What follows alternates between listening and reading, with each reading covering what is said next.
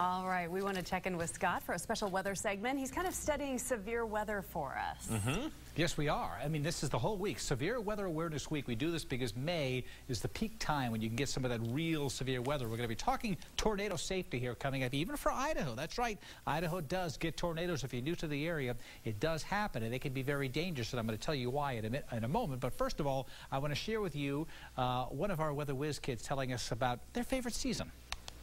My name is Hunter. I go Ustick Elementary. I like summer because I like to go swimming. All right, there you go. You like summer because you like to go swimming, right? Roaring Springs will be opening before you know it. But again, because it is Severe Weather Awareness Week, we want to talk about safety, and we have to talk about tornadoes in Idaho because we do get tornadoes in Idaho. On average, it's not a lot, but we get a couple of tornadoes, 2 or 3 tornadoes per year. Actually, 3 or 4 tornadoes per year. Most of them are from the Magic Valley eastward, to keep that in mind, but also there are some in southwest Idaho and the western part of the state.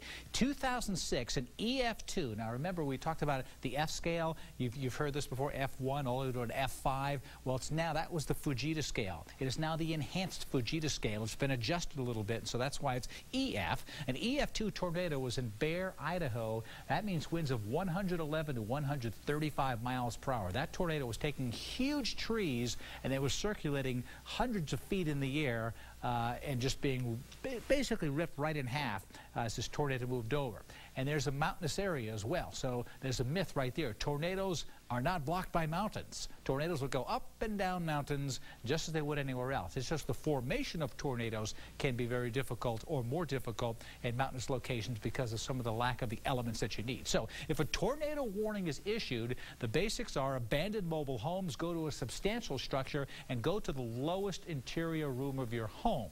Now, what makes Idaho tornadoes so dangerous is the fact that when we get tornadoes in Idaho, the radar has a very difficult time picking them up. So oftentimes, the tornado could be on the ground before the warning is issued, although we have been able to warn now with the latest Doppler radar. What we call dual pole technology has now been introduced. We should be able to see even more in advance tornadoes moving on in. So there's some good news there as far as tornado safety. And as far as the frequency of tornadoes, as you might expect, very low frequency for the western United States because you need moisture. There's just a lack of moisture, but the Gulf of Mexico feeding straight to the north, cold air coming in from the northwest, and then dry air, because when air sinks over the mountains, it dries out, and a mid-layer of dry air makes Tornado Alley the highest frequency of tornadoes in the entire world, right here. So that's why the frequency is highest here.